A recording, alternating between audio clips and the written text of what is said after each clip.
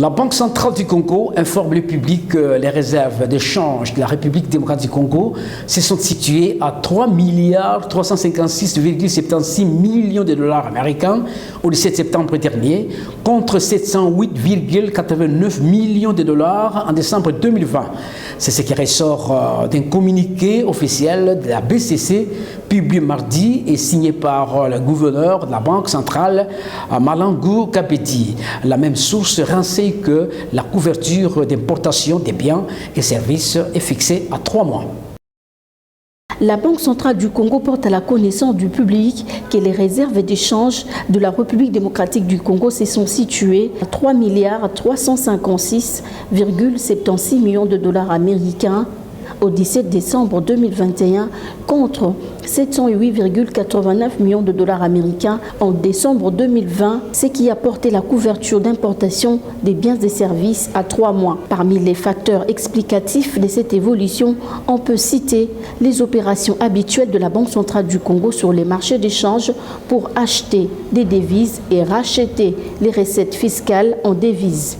L'encaissement du financement du Fonds monétaire international FMI au titre de la facilité élargie du crédit FEC relatif à la mise en œuvre du programme économique du gouvernement.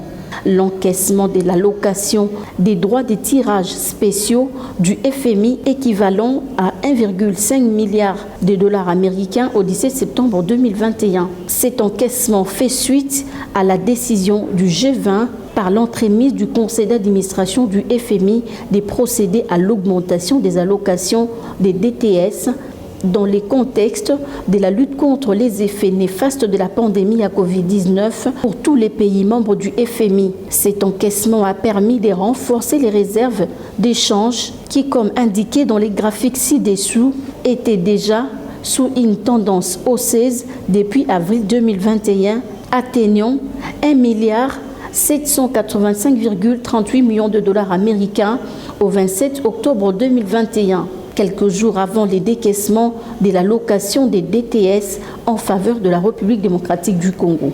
Il convient de relever que les réserves d'échange soutiennent la résilience économique d'un pays dans la mesure où elles permettent d'assurer la riposte en cas de choc contre la monnaie nationale en vue de préserver la stabilité de celle-ci. Il est donc impérieux que les réserves soient suffisamment élevées et couvrent au minimum 3 mois d'importation des biens et services. Ce communiqué est signé par Malangu Kabedi, gouverneur de la Banque centrale du Congo.